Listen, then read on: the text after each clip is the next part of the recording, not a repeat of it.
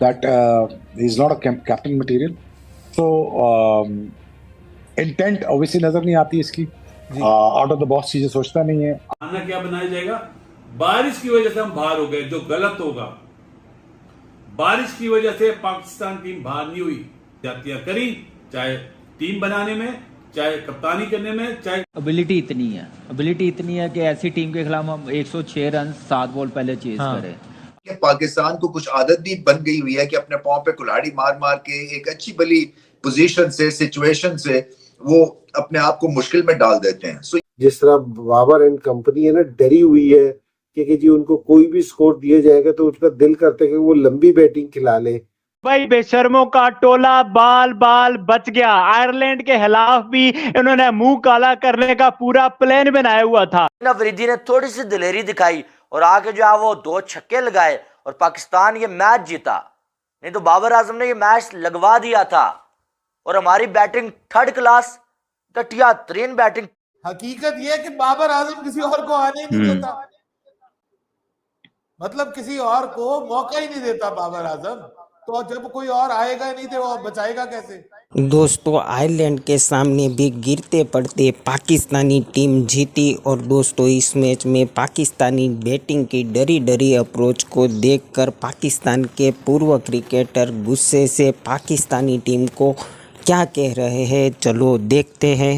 Anyways मेरी तो कोई ओपिनियन नहीं है बाबर के ऊपर। आई डोंट थिंक मुझे फैसला करना चाहिए, जिनको फैसला करना चाहिए they think that he is not a captain material.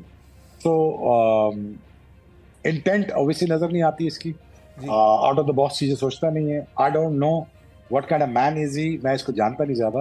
But having said that, आपको कप्तान वो लाना पड़ेगा जो करेजियस हो, जो समझदार हो, तगड़ा हो, मजेदार हो। But at this point of time सबकी अपनी ओपिनियन है। एक बंदा कहता है नहीं होना चाहिए, एक कहता है होना चाहिए। मेरी ओपिनियन कुछ बिल्कुल फर्क है। मैं कहता हूँ यार कि पूरे सिस्टम को ही रिस्ट्रक्चर करना चाहिए, not only Babar Azam. Restructure होना चाहिए पूरा सिस्टम। और अगर कट फॉर रोल अगर लोग आप नहीं लेके आएंगे तो फिर भाईजान बड़ी मुसीबत है, आप आगे भी नहीं आगे बढ़ सकेंगे। तो मतलब this is the result, it is the direct result of your choices that you have made for last 20 years. I am being very honest with you. मैं आपको ये भी बता रहा हूँ, आप बंगाल के साथ भी पेचा पड़ेगा आपके साथ, वहां भी मुश्किल होगी आपको। एबिलिटी इतनी है कि ऐसी टीम के खिलाफ हम 106 रन 7 बॉल पहले चेज करें। हम ऐसे ही कह रहे थे कि कनाडा के खिलाफ रन रेट बेहतर करना चाहिए। अगर यूएसए के साथ मैच होता, हाई स्कोरिंग मैच होता, बेशक आयरलैंड जीत जाती। तो हमने क्या ऐसे चेज करना था? ऐसे लड़ना था, इस अप्रोच के साथ लड़ना था। आप पहले 6 आउट कर लिए आपने 32 पे आयरलैंड के। पहले तो ये पूछे कि 106 रन बना कैसे लिए उन्होंने। वो उनका तो दिल ही नहीं कर रहा था बैटिंग करने को। जैसे वो चला के आउट, ऐसे लग रहा था कि वो चाह रहे थे कि 10 ओवरों में हम आउट हो जाए, हमने कहा नो, टोटल 20 ओवर में मैच खत्म हो जाए और जल्दी होटल चले जाए, कोई दूसरे काम कर लें। लेकिन हमने कहा कि नहीं, हमने पूरे 39 ओवर ही दिखाए हमने। तो मेरे ख्याल से ये अप्रोच ये अंदाजा लगा लें कि शदाब ने 4 मैचेस में 2 मैचेस में तो बॉलिंग नहीं ना कि इस वर्ल्ड कप। सही, हाँ। जैसे ही 5-6 आउट हुए हैं तो फौरन लेके आए हैं, 1 ओवर करवाया, उस बेचारे को फिर 11 हो गया। आप अप्रोच देखें कि आप अपने मेन पहली बॉल पे छक्का पड़ा। पहले ये पूछे कि नसीम शाह किस बेस पे बाहर बिठाया, दूसरों को बिठाना चाहिए था। वो तो बेचारा 10 मैचेस के बाद इस वर्ल्ड कप में आया, खेला। आप उसको बाहर बिठा रहे जो सबसे अच्छी बॉलिंग कर रहा है। आप शाहीन को रेस्ट करवा सकते थे, आमिर को रेस्ट करवा सकते थे, नसीम को आपने रेस्ट करवाया और उसके बाद आप शदाब को बॉलिंग करवा रहे। इमाद को लाए तो उसने फौरन टीम आउट कर दी। अगर इमाद आउट ना करता 6 आउट होने के बाद तो मुझे तो लग रहा था 130 स्कोर हो जाएगा। ऐसे लग रहा को गलतफहमी नहीं थी कि ये मुकाबला जो है ना पाकिस्तान के लिए आसान होगा। उसकी 2-3 वजूहत थी। एक तो ये सारे मैच यहाँ पे वॉश आउट हो गए, सो कंडीशंस जो थी उन मॉइस्चर था, आउटफील्ड गीली थी और पिच भी कोई खास अच्छी नहीं थी। दूसरा ये कि आयरलैंड ने पाकिस्तान को खासा टफ टाइम दिया हुआ है ऑफ लेट। और तीसरा ये कि पाकिस्तान को कुछ आदत भी बन गई हुई है कि अपने पांव पे कुल्हाड़ी मार मार के एक अच्छी भली पोजीशन से, सिचुएशन से वो अपने आप को मुश्किल में डाल देते हैं। सो ये भी एक्सपेक्टेड था। तो बहुत सारी जगहों के ऊपर इस टीम ने फाइट करनी थी। फिर डेड रबर, यानी कि इस मैच का नतीजा जैसा भी हो, इससे सुपर 8 में जाने या ना जाने का कोई चक्कर नहीं था, घर ही आना है पाकिस्तान ने और आयरलैंड ने भी। सो अपने आप को कैसे मोटिवेट किया जाए ऐसे मैच के लिए। फिर खौफ कि अगर हार गए आयरलैंड से तो पहले 2 मैच हारे हुए हैं, ये हार गए तो क्या होगा। और ऑलमोस्ट मुकाबला हाथ से निकल गया था क्योंकि कारी जर्ब लगाते रहे आयरलैंड वाले बॉल के साथ कि इतना ज्यादा लंबा चौड़ा टोटल नहीं था, मगर जब आपकी 7-8 विकेटें गिर जाएं और आप टेल के साथ बैटिंग कर रहे हैं और टॉप ऑर्डर के साथ बैटिंग कर रहे हैं और एक एंड पे खड़े हुए तमाशा देखते रहे कि गलतियों पे गलतियां बल्लेबाज कर रहे हैं। एक आधा 2 बॉल अच्छे हुए हैं, उस्मान खान का जो बॉल था वो एकदम से रुक गया और अनफॉर्चुनेटली वो आउट हो गए। बट ओवरऑल जो बैटिंग थी वो फंसी हुई थी और फंस गया था ये मैच। खेलते जाते हैं और बॉस करने की कोशिश करते हैं, एक ही तरह से बैटिंग करते हैं और सिचुएशन को बॉस करते हैं। ये मुश्किल सिचुएशन थी, नया बॉल फंस रहा था, हिल रहा था, बाउंस हो रहा था, स्विंग में वेरिएशन थी, बॉलिंग कंडीशंस थी, पेस बॉलिंग कंडीशंस थी। पाकिस्तान ने शुक्र है टॉस जीत लिया, नहीं तो पेशी अगर हो जाती तो ये भी 100 में आउट हो जाने थे। बहुत मुश्किल पिच थी, बाउंस भी था, साइडवेज मूवमेंट भी थी, वेरिएशन स्विंग में थी।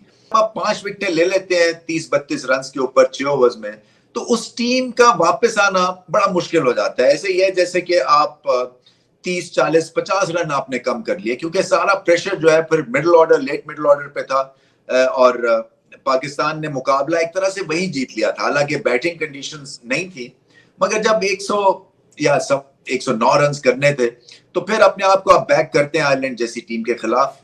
नो डाउट पाकिस्तान 3 विकेटों से जीता है, लेकिन इस जीत ने ये चीज बता दी कि पाकिस्तान ने बहुत सारी चीजें खो दी, चाहे वो बैटिंग के लिए, चाहे वो बॉलिंग के लिए, चाहे वो फील्डिंग के लिए, चाहे टीम बनाने के लिए। जो टीम बनाई जा रही है, दिस इज नॉट फेयर।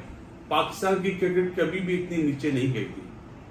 आपने देखा 32 पे 6 आउट हुए थे, उसके बाद जहां पे 70 रन बनना मुश्किल हो रहे थे वहां पे 106 रन बने। और आज का मैच हारने में कोई कसर नहीं रखी थी। समझ में नहीं आता कि दोबारा वही गलती शादाब को खिलाया, ना उससे बॉलिंग हुई ना उससे बैटिंग हुई। उस्मान खान कच्चे प्लेयर, साइम अयूब कच्चे प्लेयर, रिजवान अब 17 बॉलों में 17 रन करके आउट हुआ। बाबर आजम ने आज 32 नॉट आउट करे, अगर वो कहीं आउट हो जाता तो पाकिस्तान मुझे लगता है चैंपियंस ट्रॉफी के लिए क्वालिफायर्स खेलना होगा।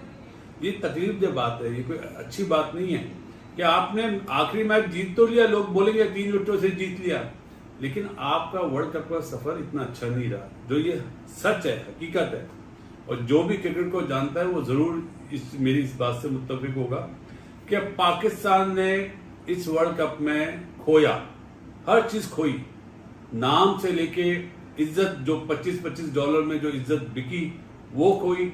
उसके बाद टीम में ग्रुपिंग की खबरें आई, वो बिल्कुल सही है। शहनशाह आफरीदी अगर 2 छक्के नहीं मारता तो लगता है ये लास्ट बॉल पे ये मैच जाता। अब्बास आफरीदी ने बॉलिंग इतनी अच्छी नहीं करी, बैटिंग में उसने एक मतलब स्टैंड दिया बाबर को, जिसका फायदा हुआ। अगर वो स्टैंड भी नहीं होता तो क्या होता? जहां पे इमाद वसीम आउट हुआ था वहां तो पाकिस्तान मैच हार गया था। बहाना क्या बनाया जाएगा? बारिश की वजह से हम बाहर हो गए, जो गलत होगा।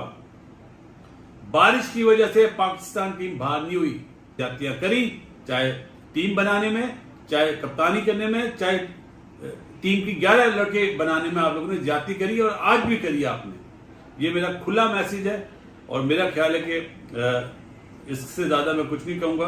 भाई बेशर्मों का टोला बाल बाल बच गया। आयरलैंड के खिलाफ भी इन्होंने मुंह काला करने का पूरा प्लान बनाया हुआ था। बॉब्जी द किंग उसी स्पीड से जा रहा था, उसका दोस्ती जारी टोला जिसमें शादाब सरफहरिस्त है, वो उसी स्पीड से जा रहे थे कि भाई हमने यहां भी मुंह काला करवाना है। बट आयरलैंड का शाहीन का कैच ड्रॉप करना, उनका इनएक्सपीरियंस होना, लिटल का इंजर्ड होना, भाई उनको ले डूबा, नहीं तो उन्होंने पाकिस्तान की इस मैच में भी बैंड बजा देनी थी। और हमारा वर्ल्ड कप इससे ज्यादा शेमफुल नहीं हो सकता था अगर हम आयरलैंड से भी हार जाते। बट ये जीत क्या जीत है? ये शादाब क्यों मुसलसल खेल रहा है? इब्रार क्यों नहीं खेल रहा है? इब्रार तुम बॉब्जी द किंग बोल दो ना भाई, तुम्हें खिला दे बाबर आजम, क्योंकि उसके तो बाप की टीम है। तुम बोलोगे बॉब्जी द किंग तो वो खिला देगा। सैम अयूब को देखो, रिजवान को देखो, हर एक को उठा के देखो कैसी परफॉर्मेंस है भाई। हाय माशाल्लाह, सदके जाऊं। और उससे पहले जो बॉलिंग करी है जिस जिस तरह का अग्रेशन दिखा रहे। पहले तो मेरा शाहीन से यह सवाल है, तेरी ये लेंथ, तेरी ये एक्यूरेसी, तेरी ये स्विंग उससे पहले कहां थी? तुम लोगों के दिल में चोर है, तुम लोग एक दूसरे के पीठ में छुरा घूमते हो। ना ये यूएसए के खिलाफ, ना ये इंडिया के खिलाफ, ना ये कनाडा के खिलाफ तुम्हारी ये स्विंग, एक्यूरेसी और सीम कैसे एकदम बेटर होगी यार? कैसे कोई बताए? और उसके अलावा 32-6 से तुम लोग आयरलैंड को कहां पर ले गए हो यार? आप मतलब क्या ही परफॉर्मेंस है पाकिस्तान की यार। बंदा कहता है कमाल है यार, बच गए हो तुम लोग। बट जो वर्ल्ड कप जो है ना एंड हो गया, बट जो शेम और शेमफुल किस्म की परफॉर्मेंसेस बिल्कुल भी नहीं एंड हो रही यार। इसमें ये है कि टीम में ना कुछ चेंज जरूर होना चाहिए अब, ठीक है ना। इट्स अबाउट टाइम के जी अब है ना थोड़ी सी चेंजिंग आनी चाहिए। किसी भी कोई भी प्लेयर ऐसा नहीं है जिसको हम ये कह सकेंगे जी उसको मौका नहीं मिला इस टीम में, या उसको कोई सिर्फ इब्रार के अलावा, इब्रार एक ऐसा प्लेयर है जिसको मेरे ख्याल में ये लेके गए लेकिन कहीं भी इनकी सिलेक्शन में हैरान कुन तौर पे है कि जी वो इनकी टीम में कहीं भी नहीं आया। इवन कि आज के मैच में भी उसको मौका नहीं दिया, आज भी इन्होंने शादाब को खिला दिया। तो ये हैरान कुन बात थी। और मुझे ऐसा लग रहा था जिस तरह बाबर एंड कंपनी है ना डरी हुई है कि जी उनको कोई भी स्कोर दिया जाएगा तो उसका दिल करता है कि वो लंबी बैटिंग खिला ले कि जी और है ना अपने आप को सेव कर जाए किसी तरह। तो मुझे थोड़ी सी डरी हुई इनकी प्लानिंग लगी, लेकिन बहरहाल चलो जो हो गया। लेकिन मेरे ख्याल में कुछ चेंजिंग होना ना अब जरूरी है पाकिस्तान टीम में कि आपको है ना प्रॉपर तौर पे एक है ना आपको बैलेंस टीम बनानी पड़ेगी कि प्रॉपर मिडिल ऑर्डर बैट्समैन हो। ये इस तरह नहीं खेलना जिस तरह ये सिलेक्शन नहीं करनी इस तरह की जिस तरह की ये सिलेक्शन हुई है, ठीक है जी। पहले से लेके 5 नंबर तक ओपनर ही खेल रहे हैं, कोई मिडिल ऑर्डर ही नहीं है पाकिस्तान में। इतनी शर्मिंदगी होती है बास टाइम तो पाकिस्तान की अगर टीम देख के कि जी पूरे पाकिस्तान में कोई मिडिल ऑर्डर बैट्समैन ही नहीं है जिसको हम सिलेक्ट कर सकें।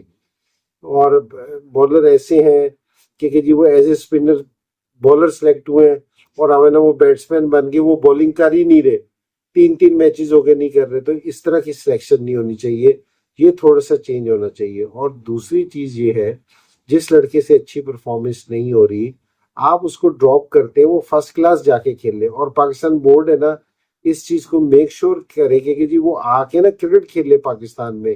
पाकिस्तान की टीम ने दांदियां कर करके मैच जीत लिया है भाई।